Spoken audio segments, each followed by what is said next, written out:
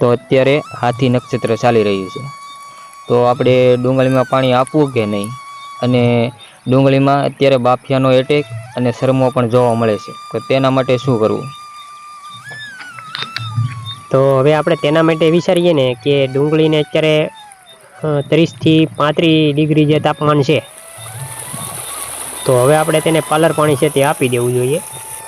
બહુ ભેજવાળું વાતાવરણ હોય, ભેજવાળું જમીન હોય તો પણ પાલર પાણી છે તે આપી દેવું જોઈએ.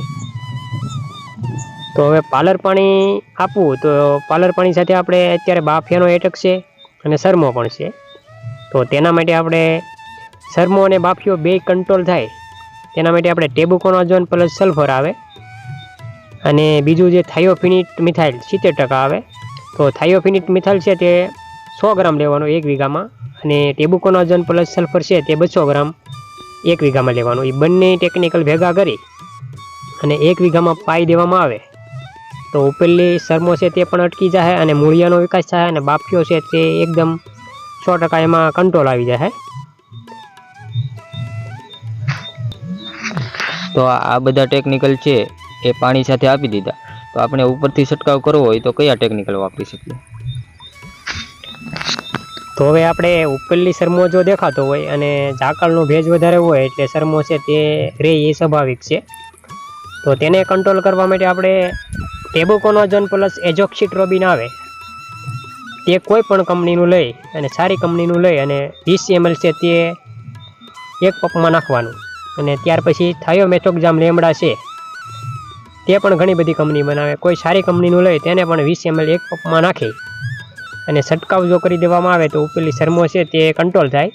પ્લસ આ બંનેની સાથે છે તે આપણે સ્ટીકર ગુંદરિયું જે આવે છે ને એ 5 ml છે નાખીએ તો શરમા માટે અને ઝાકળ ન બેસવા દે એના માટે પણ પરિણામ છે તે સારું મળે.